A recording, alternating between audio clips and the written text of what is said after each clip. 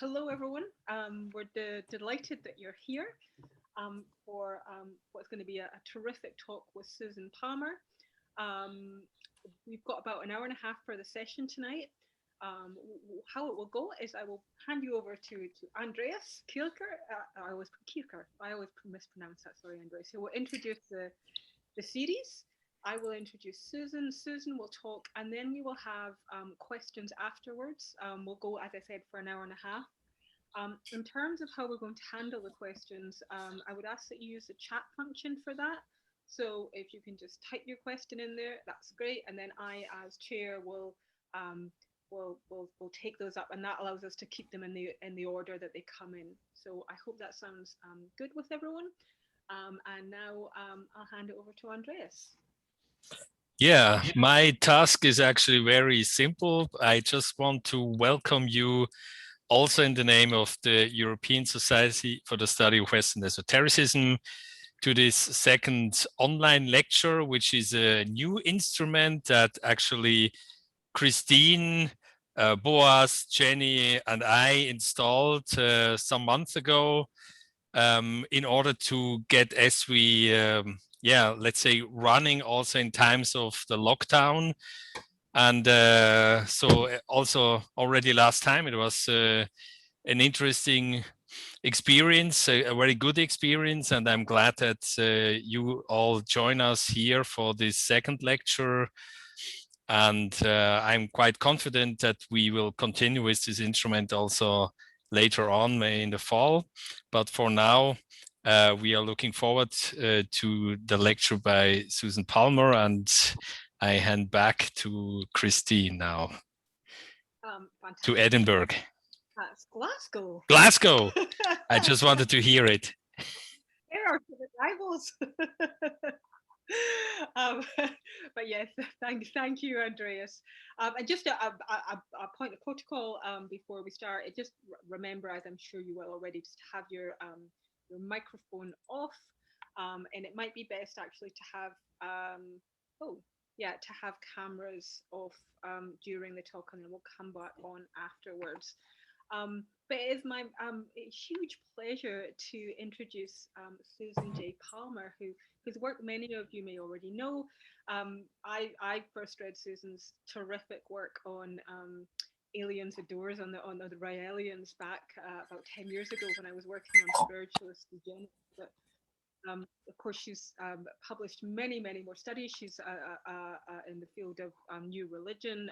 She's published 12 sociological studies of NRMs, notably Moon Sisters, Krishna Mothers, Rajneesh Lovers, that came out with Syracuse in 1994. Aliens Adored, which I mentioned, Rael's UFO religion in 2004, The New Heretics of France, and with Stuart Wright, Storming Zion, Government Raids on Religion. She was formerly a professor of religious studies at Dawson College and is now an affiliate professor and a lecturer at Concordia University in Montreal. And the research she's presenting today is coming from her CHIRC research project at McGill, which is in the religious studies department there, on children in sectarian movements and state control. So I will invite her now to talk to us, to share her presentation on children of Chiliasm, concepts of the child in contemporary spiritual movements, questions of identity, symbolism and ownership. Thank you, and over to you, Susan. Thank you very much, Christine. I would like to thank the ESSWE for inviting me. It's always been a fantasy of mine to go to Amsterdam and study at the Center of Hermetic Philosophy with Hanegraaff. And secondly, it suits my topic perfectly because I'm usually a sociologist of religion. So I have to deal with all the, difficult, heavy topics of how the state treats religion, and especially when it comes to children, it's a touchy topic, as you can imagine. So today I have the luxury of talking about esoteric beliefs about children and bracketing all the other complicated ethical and social, aspects of this topic. So thank you again. It's really a pleasure to be here. So I'll just share my Here it is.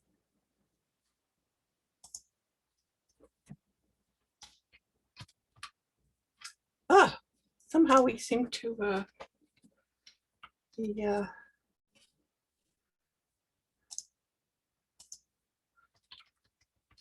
there it is. Okay. So today I'm going to talk about children's roles and ideas about children in 5 unconventional new religious movements, and they're all Chiliastic. I have a confession here. I chose this title because I thought Children of Chiliasm was beautifully alliterative, and then I discovered it was supposed to be pronounced Chiliasm. I should know that because I grew up in Greece. So it's Children of Chiliasm, which means simply millenarian, using the Greek for 1,000 instead of the Latin. And this little cartoon here is from the Children of God, known as the family, who we'll be looking at in a minute. Now, my research is funded by the Social Science and Humanities Research Council of Canada, and we got a 5-year grant a few years ago to study children and sectarian religions and state control. And I was lucky in discovering some really brilliant and creative and resourceful research assistants who work with me on this. Here is our website. Now the photograph, or rather it's a etching or engraving, is from a Victorian commune, utopian commune in New York State called the Oneida Perfectionist, or the Oneida Community. And their leader claimed he was the third coming of Christ, hence he and humanity were free of sin. And at one point in their history, they decided to create children in this sort of, eugenics kind of style. And here they're all anxiously studying their children to try to see if they really are free of original sin. So I thought it was a delightful photograph, and it sort of captures, what's going on in some of the groups I'll be talking about today. Now there are two objectives in this grant: to explore the different ways in which minority religions raise their children, and that's really what I'm sticking to today. But we also look at conflicts with the state over alternative child rearing methods, but we won't go into that. And the methods we use in my project are: we do field work. Of course, that's a bit difficult during COVID, but I've done field work in the past that's included in this study.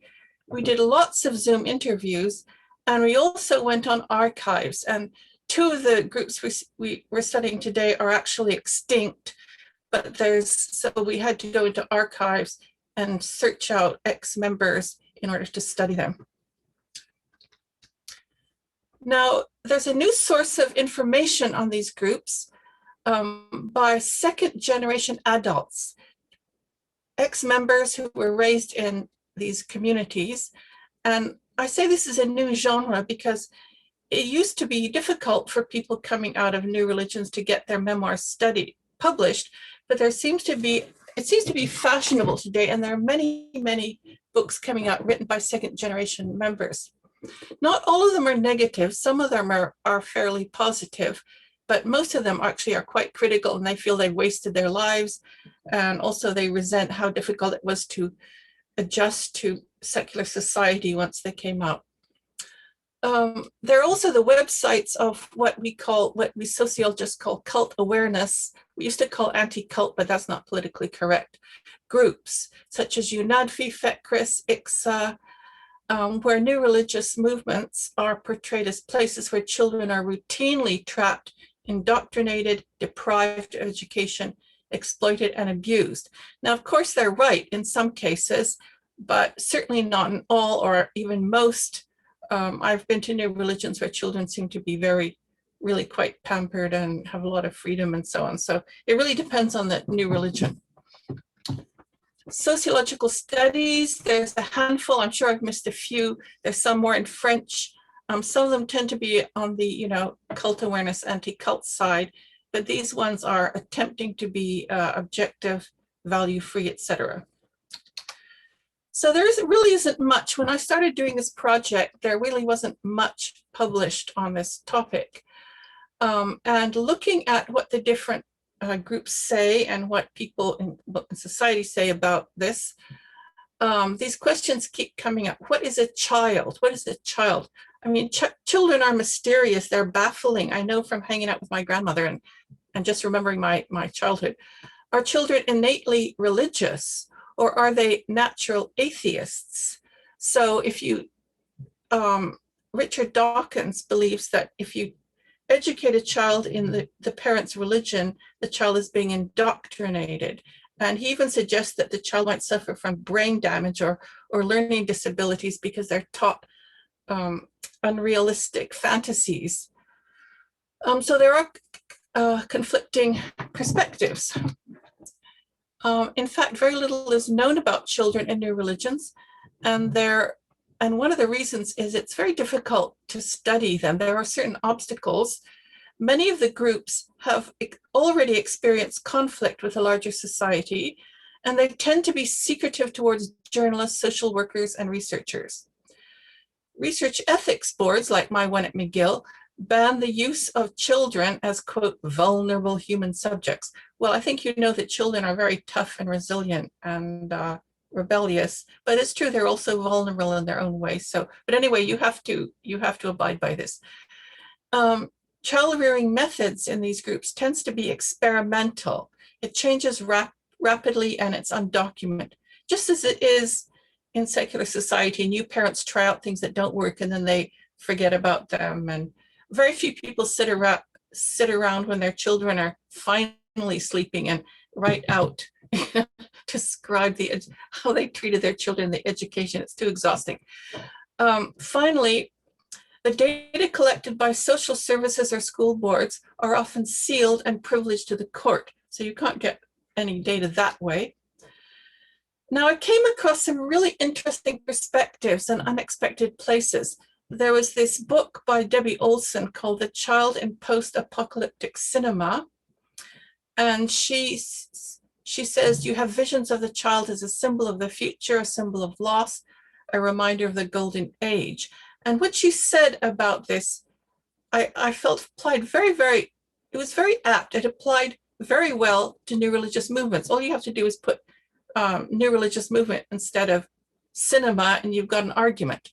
So here she says, the child occupies a unique space within the narrative, a space that oscillates between death and destruction, faith and hope. By exploring the ways children function within a dystopian framework, we may better understand how and why traditional notions of childhood are repeatedly tethered to the sites of adult conflict and disaster, a connection that often functions to reaffirm the rightness of past systems of social order. So when we look at groups that believe we're living in the 7 years of the tribulation, the 7 years of suffering, certainly, Christian fundamentalist groups, or that we're living in the last days when society is breaking down, the child becomes an important figure who is stuck in this wasteland and can lead, humanity out of it. The anthropological perspective. Now, Mary Douglas, the brilliant, or actually she's Irish, the Irish-English anthropologist, wrote Natural Symbols in 1970.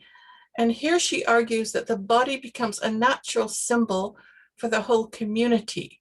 And she says that, now I put child and I stuck in sectarian minority religions, but basically what she says is the body in sectarian minority religions often functions as a symbol of the spiritual community whose exits and entrances must be guarded to prevent pollution from or assimilation into the surrounding society perceived as corrupt and fallen. So the human body, with its eyes, its sex, its various orifices, the ears, the nose, etc., becomes a symbol of how the group communicates with society, what it takes in, what it gives out, the fear of contamination, the fear of corruption, the fear of assimilation. And so an excessive concern over diet, how you dispose of human waste, sexuality, also taking medicine. these all reflect this big concern about being separate, being segregated from society, and being a pure community, you know, God's pure community, not corrupted by the demonic world. Now, there are conflicting approaches to childering among new religions. L. Ron Hubbard says, respect the child's rebellious spirit, which some of the other groups I've studied, like the 12 tribes, certainly would not agree with. Bhagwan Sri Rajneesh says, don't ever say no, don't do this to a child. I was researching this group and dragging my 2 little kids along who were behaving very badly. And I was thinking, how can they believe this? Now, some new religions reject reproduction and parenthood altogether, like the transvestite Reverend Chris Corda of the Church of Euthanasia, who is very concerned. He is very concerned about ecology, the environment, the extinction of the species. So one of the slogans of the church is, thank you for not breeding. Now, in some new religious movements, apocalyptic roles are given to the children. So in this Black Hebrew religion, where the founder was Yahweh ben Yahweh, the Nation of Islam, children are considered to be the 24 elders in the book of Revelation. This is how they will end up. So the leader claimed to be immortal, and people, by joining him and writing their names in the book of the Lamb, would instantly become part of his body and would share in his immortality. And then, of course, we have the odd child who is a God in flesh and is believed to be, you know, well, God in flesh. And the Divine Light mission is the most well-known of these among the new religions.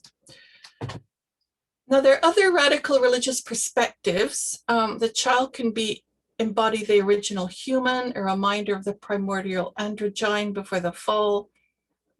The child is an animal, uncorrupted by civilization, in touch with nature, Mother Earth and all her creatures. That would describe Move, who we'll look at in a minute. The child is a wild savage, a helpless receptacle of sin, prone to demonic possession. It must be trained, spanked, even exorcised to be purged of Satan's influence. This would be found in new religions, which are, you know, based on Christian fundamentalism. The child is a temporary husk, its fleshly body a mere vehicle of the ever reincarnating immortal soul, ever ready for martyrdom at critical cycles of time. That would be the order of the solar temple. So I've chosen 5 groups, and I'm hoping to get through them all very quickly. I don't have much time. I tend to drone on and on. And they could all be described as prophetic, premillennial, or postmillennial, charismatic, communal, sectarian, and anarchistic. So the first one we'll look at is the Ansaru Allah community. Now, this community used to be in Brooklyn, New York, and it was there for 19 years. You could see it if you walked along Bushwick Avenue.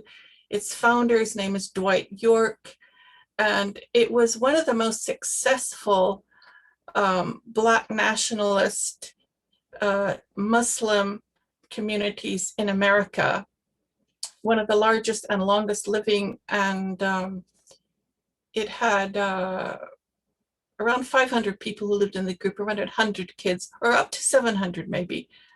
And of course, it was larger than that too. And the daily life was centered around the mosque and their bookstore. Now, Dwight York, in 1973, he came back from a trip to Sudan, and he was quite inspired, and he revealed that he was the great-grandson of the famous Mahdi, Adam Ahmad, 1845 to 85, who had led an uprising against the British. And so now his name was Al-Imam Isa, that means Jesus, Abdullah Muhammad al-Mahdi. So he claims to be the Mahdi. And he founded the Ansar Allah community. Now, this community raised their children to speak Hebrew, Arabic, and Nubic, which was a language that was invented by Dr. York. It's a mixture of Ebonics and Arabic. but they spoke no English. And they could be seen by their parents and visitors chanting the Quran daily in the Brooklyn Mosque. I had the luck to interview a young man who had grown up in this community. And he told me this amazing story that when the social workers came in to see how the kids were doing, they discovered they spoke not a word of English. So they insisted that the children have an hour tutorial every single day. A tutor came in and taught them English. And then after a year, they had to go to public school. So he remembers suddenly being sent to public school. And he had very fond memories of his experience growing up in this. He said the leader would take them to the Sudan. He would take them to see the pyramids. They would go to the zoo. They were treated like little kings and queens. And he got to see his children were separated from their parents, but his mother was a teacher in the school. So he got to see her every day. So he didn't suffer in that way. And he had just, this young man was in his, I think he was around 30, and he just finished his master's in history at Columbia University, and he and his girlfriend were expecting a baby. So, and he just had a job in a high school. So he doesn't seem to have suffered from this kind of upbringing that some people might consider quite, difficult. He seemed to be very successful. So that was interesting to see. Now, women and children in this community was child-centered. The salvation of the whole community depended on the children. This is what they were told in the leaders' writings. Everyone was vegetarian, communal. The men all wore long white robes and turbans, and the women wore face veils. And the literature projects an image of a conservative Islam, but the local imams really disliked them, and they denounced them as heretics, as fake Muslims, or as a, quote, dangerous cult. They had a system of eugenics. York was very concerned about purity of race, which could be achieved through genetic breeding. And what he actually did was, his missionaries who were on the street every day selling his books and African oils, if they made enough money, they would be allowed to spend a night in the green room, which was a room that was decorated with murals of tropical plants and jungle things, with their girlfriend. And then it was hoped that through that they would have a pure little African black baby. Now, the leader kept changing his apocalyptic scenarios. At one period, they were expecting the descent of the mothership, and then 144,000 of his followers would be beamed up. And another scenario was the world would be destroyed by the sun or comets, and there would be global warming, in which case all the white people would have sun blisters, and they would have to go into live in caves inside the earth, while the black people could take over the planet. But in all these scenarios, it was the children who were responsible for rescuing their children. And here's the little cartoon that shows this. There are the 144,000 children seated on a donkey who are the parents, and Al-Imam Isa is trying to pull them to salvation. And the idea is the children would rapture their parents when the reign of Shaitan winded down in the year 2000. Okay, so I'm on to my next example. This is the Children of God, very well known, very successful New Religion International, later known as the Family International. And this is the founder, David Berg, and this is the hippies who joined in the 60s and 70s. Now, David Berg lived in a secret hiding place. He was very worried about being assassinated, with his consort, Maria. And she had 2 children by what we call flirty fishing or sharing, which simply means free love inside the commune. And this other little girl, Davida, the little blonde hair woman on the left, they were tagged as future royalty in the kingdom of God by Father David. Now he preached, now they believed what mainstream Protestant Christians believe, with a few, strange twists. So he believed we're living in the end time, and were ruled by an evil society, which they call the system. By the way, that's not very mainstream. I probably gave you the wrong idea. And David Berg is the Lord's end time prophet. The Bible is a code that reveals the progress of end time. And God would speak to him and tell him messages about the end time. So he's kind of like a general, constantly receiving orders from God about how to deal with the end time. And we're living in the tribulation, or about to live in the tribulation, where a dictator will arise in the East. After a 3.5 year reign of peace, he'll declare he's God, but then later he becomes the Antichrist. And in the 3.5 years that follow, Christians will be killed or hide in caves, as will all who refuse 666, the number of the beast. And after the 7 years of tribulation, Jesus will return in glory. Dead Christians will go up to the heavenly city. Next, they'll come back for the battle of Armageddon, and they will overcome Antichrist and his minions. And then the millennium will begin, and Jesus' helpers will clear up the battle debris and will reign over it and witness to the benign non-Christian people. So now the children of God have this golden pyramid, which actually there's a maquette in Japan. And it comes down from space and covers Jerusalem. And then members of the family can have apartments in it. And I talked to young teens who were pointing to these pictures and say, this is where I'm going to live. And they believe they would be able to fly through the walls, and they would have little green leaves, which would be like witnessing pamphlets, and they would witness to the good Muslims or the good Jews who are living on earth during the millennium. Now, this is, here is the tribulation here. There's the Antichrist, and he weaves in contemporary politics. And here's Father David, or David Berg, preaching to the 3 children in his household about the events of the end time.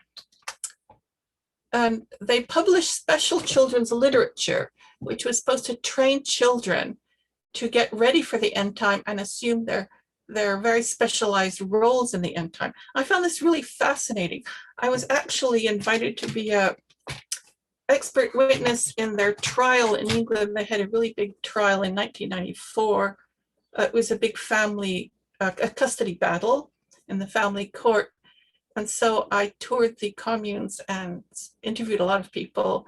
And I was very interested in this subculture and its millenarian vision and the way children fit into it. Now, in Children of God, they had age sets. So they had younger children, YCs, middle children who would be age 6 to 8. And their job would be to clean up the debris after Armageddon and help Jesus administrate the millennium. The older children, the OCs, would ride beside Jesus in the Battle of Armageddon, and the teen girls, like the superheroine Mary Claire in Heaven's Girl, that's a girls' comic, will fight the Antichrist during the tribulation and defend persecuted Christians.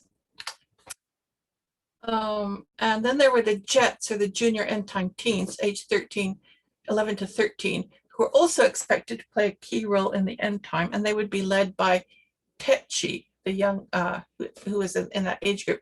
And interestingly enough, my 2 children were in that age group, and when I went to visit the family in Washington, they attended a Jets meeting, and I was told that they had welcomed Jesus into their heart and that they were saved afterwards. And I didn't really notice much difference. And when I asked them about it, they said, oh, I don't know, we just read some prayers aloud. And I was hoping they'd be better behaved, but actually they weren't. But anyway, it's interesting that, and I tried to get them to tell me what happened, but they said, you're not, Mom, we're not your spies. So anyway, here's a basic training handbook, Teens of the End. And David Berg writes in his letter, in his Mo letter of August 85, although they are not going to manifest their leadership in the tribulation like Heaven's Girl. He's talking about the older children. They're going to be, during the millennium, Our teens and little tots are going to be leaders of tomorrow. Heaven's Children is really a teaching stool about how we expect them to act, supervise, rule, reign, and organize. So Heaven's Girl was a girl's comic, and she has all kind of superheroine adventures in the tribulation. Some of them are political, and there's this rather shocking scene where she does flirty fishing to try to defuse the aggression of the soldiers, of the military. And obviously this is not very appropriate for children's literature, so it was suppressed and abandoned, basically purged, they call it. Now there is, as you find in many millenarian groups, there's quite a lot of impulsive prophecy, which is later forgotten or revised or disconfirmed. And Father David occasionally gives precise dates, which then, obviously didn't happen. And there's some books written by ex-members who are people who grew up in the group who are talking about the experience of apocalyptic prophecy, which didn't happen. And there was also this prophecy when the very first child was born into the family, David Berg, who has the head of a lion here, prophesied he'd be a great prophet. And in fact, there wasn't much effort to make little David a prophet. He just had pretty well an ordinary upbringing, though he was kind of an example. Anyway, that's a whole other story, which we can't get into now. So now another thing they would do with their teens is this amazing ritual, public ritual called the sackcloth vigil, where the teens would dress up in sackcloth and they would have ashes on their head and they would hold these staffs and bang them on the sidewalk and they would shout, "Whoa," and they would let these Bible verses and scrolls kind of fall down, and then they would just stand there completely still. And it was very dramatic, and people thought they were crazy or brainwashed, but it was pretty amazing ritual. And this was to warn the systemites of the coming end time.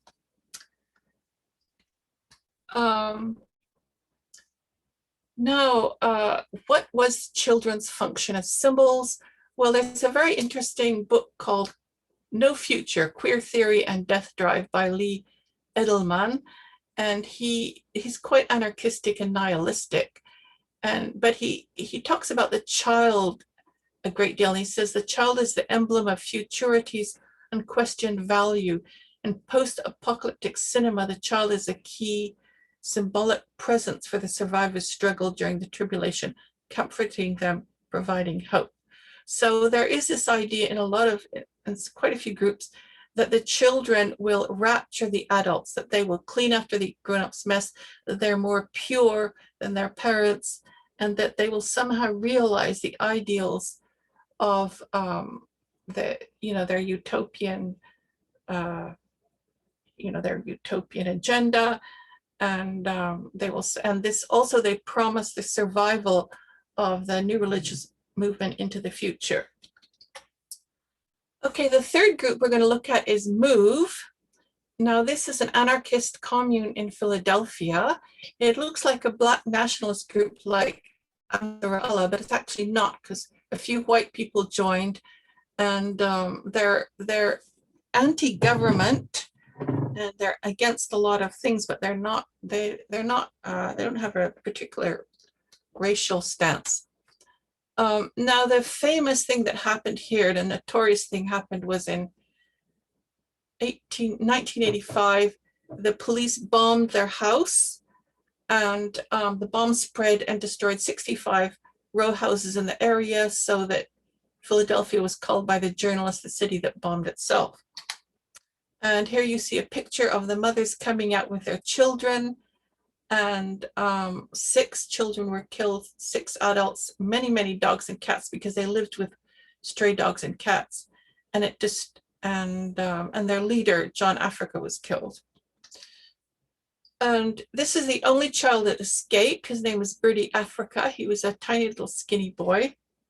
And this was Ramona Africa, who is the sole adult survivor. And she has become a very well-known spokesperson for the group. She even spoke at the UN when I went to visit her. She was leaving the next day to speak at the UN. And she's, she's very articulate and politically engaged.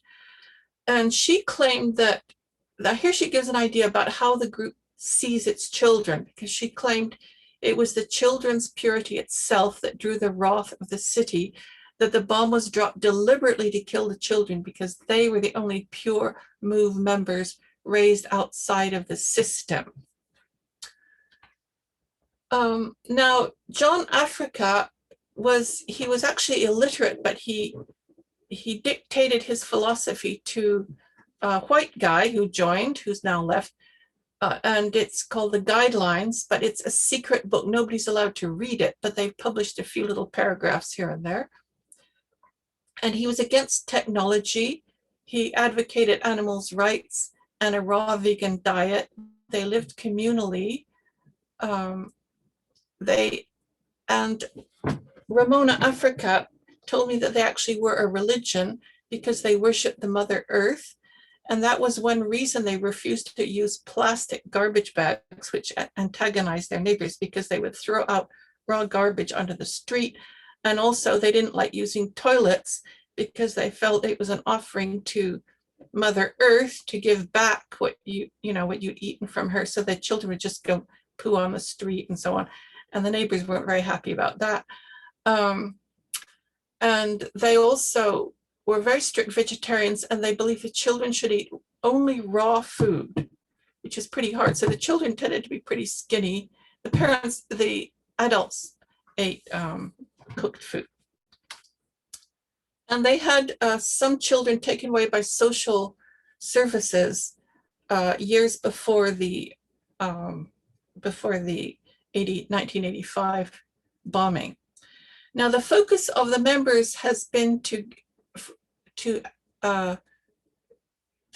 they do frequent demonstrations to activists who want the MOVE 9 released, who are their own members who were imprisoned after the 1978 standoff when a police officer died. They claim it was friendly fire.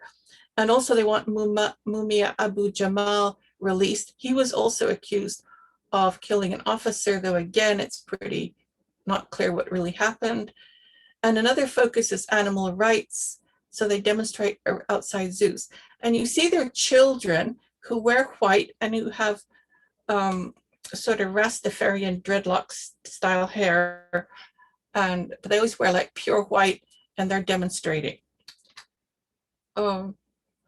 Now, very recently, since April, they have a new cause because an article in the Philadelphia Inquirer revealed that the bones of two of the bombing victims, who were little girls, were given to a museum and these two universities where they're using them in classes, like one class is called Real Bones Adventures in Forensic Anthropology.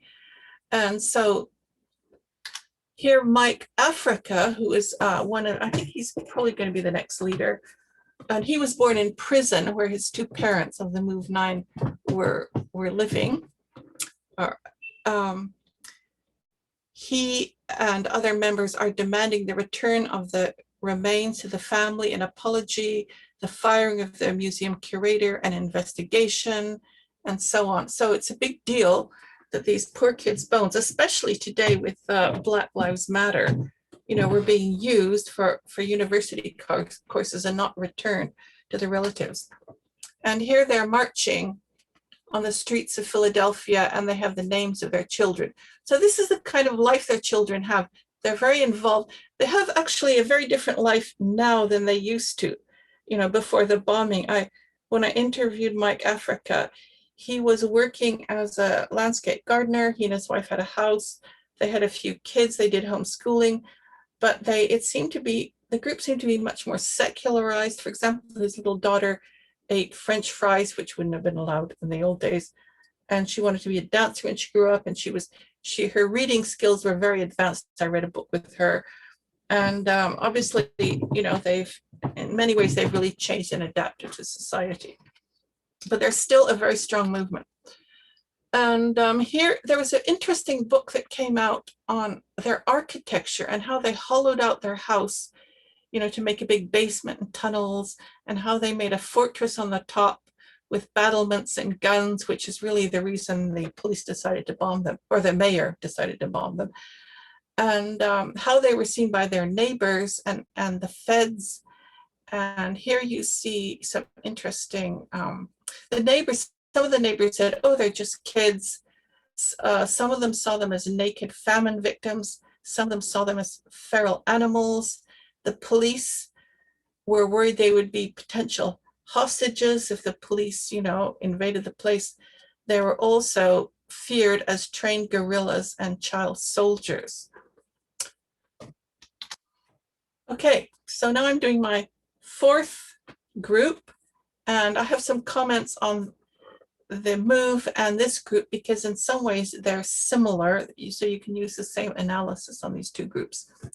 Now, in the case of ECO-V, this is a group where everyone was mostly Europeans, Northern Europeans, were pretending to be what we used to call Plains Indians or Lakota Sioux, or the romantic idea of the noble savage since the Baroque era, or the romantic idea of the indigenous people of North America. And he claimed to be a Micmac or half Micmac, and he said that the earth had to be healed by a new tribe walking around the earth, circumambulating the earth, living in teepees, and they also set out on a raft to cross the Atlantic Ocean. Now, he was born in Quebec. He strangely disappeared and then showed up as his brother, who claimed to be a full Micmac named Norman William, but we know is actually the same person. It's a very strange thing to do. I've never known this to happen in any other new religions. And then he moved to Paris to start ECO-V, and he was a wonderful entrepreneur, and he had many different groups, all to do with green living, living on the land, living like the indigenous people, which was quite inspiring to the French, the Belgian, the Swedish, the Italians. He claimed his people were the first indigenous reserve of Europe, and their aim was to implement the primordial traditions in the modern world. Oh dear, am I running out of time here? I think I am. Should I fast forward? What do you think, Christine? Oh, hello, I think I'm unmuted. You've got about 5 more minutes, so it might be best to, if you can sort of begin to wrap it up, that would be great, because and then we can move to questions. Okay, so I will go out to the end. Anyway, this was a group in which children were the primordial children. They had 12 parents. They belonged to the tribe. They were conceived through a ritual where Malte transferred the seed from father to mother, and the biological fathers were never known. And they had this romantic allure. And it was also an elitist homosexual warrior society where women lived separate, because men's semen was seen to be magical and a repository for the spirits, and women's fluids were a danger. And he initiated young boys into manhood and using homosexual acts. So he has quite a big criminal history, and because the conditions were so severe, especially when they were camping in Finland during the winter, that a few people died. By the way, the research for this was all done by my research assistant, Marie-Ève Melançon, and my former colleague, Lieselotte Frisk, who interviewed some ex-members and people who were their supporters. And there's never been an academic study on this group, but it will come out in our book, Hiding from Herod. Okay, so to apply Mary Douglas's theory, she says a society's interest in the holes or apertures of the human body reflects its deeper preoccupation with social exits and entrances. And that I would say in sectarian religions, the body will be perceived as under threat and vulnerable, and dangers arise from failure to control what absorbs through the orifices, poisoning, protection of boundaries, aversion to bodily waste products. So the tremendous concern in these groups, for example, at ECO-V, they're also very concerned about they had a ritualistic way of, disposing of human waste in the woods, which they taught the kids. I have a little drawing of it. And the children were given half-eaten food or food that was left over, sort of pre-digested food or slightly rotten food, which they didn't actually like. And the idea is the children were like the pure primordial men at the beginning of time, and the parents were struggling to, return to that innocence and purity, but they weren't quite able because of their experience. And you often have that kind of idea in these groups. Now, the last one I was going to do is this solar template, which is completely fascinating, but I guess we don't have time, but I'll just, one interesting thing about the solar temple is it had apocalyptic roles for children that were quite different. You had the cosmic Christ, who was this little androgynous girl named Emmanuel. She was supposed to be androgynous. And then the Antichrist, who was this little boy who the leader didn't like because the parents gave him the name Emmanuel, which was supposed to only belong to his daughter. And then there were the cosmic children who were supposed to save the world. They're kind of like avatars.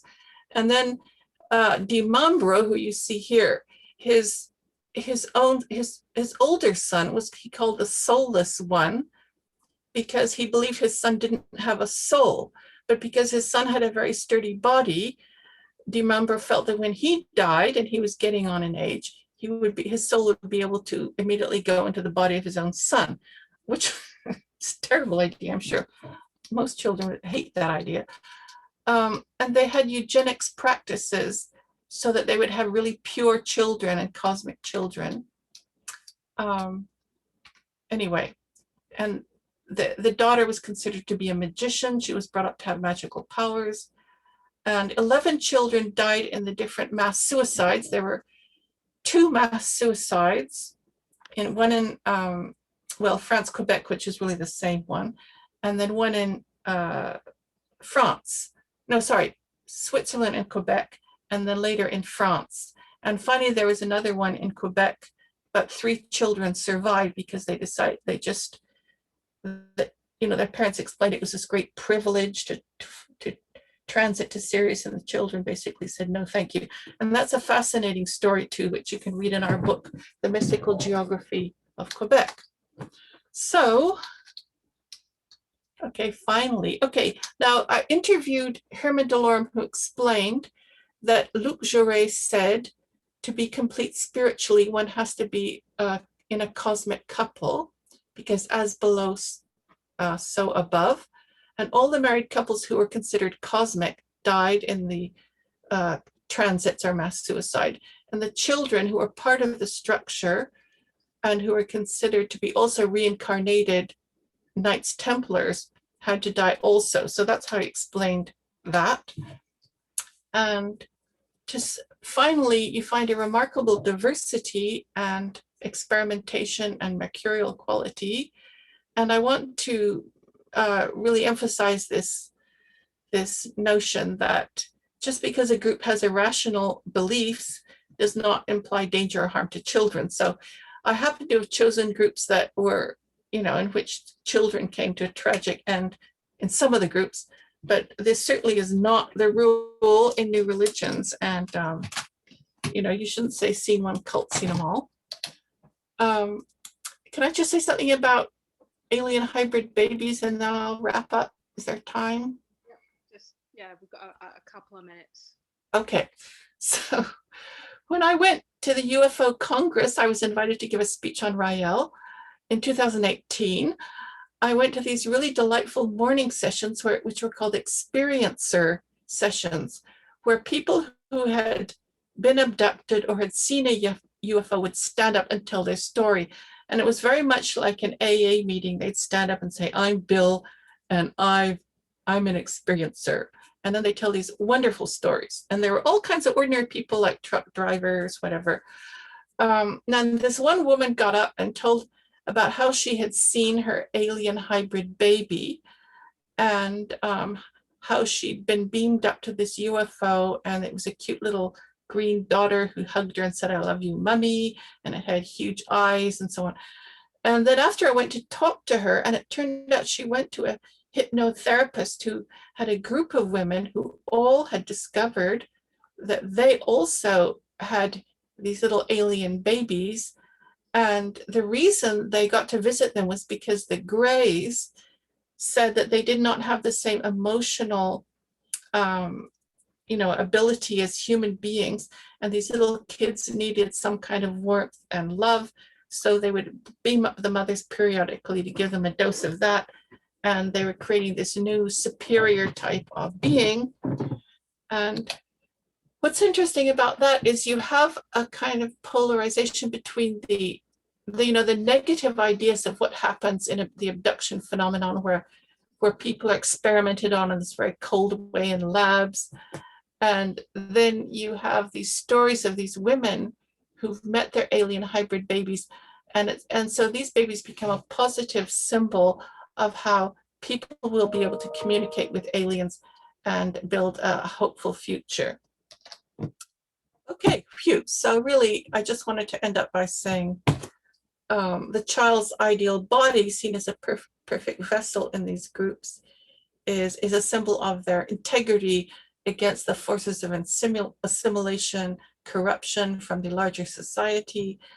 And these children remind them of a lost paradise, or they give them hope, a vision into a new future, and an end to present suffering, and so on. So that's my lecture. Thank you very much. So thank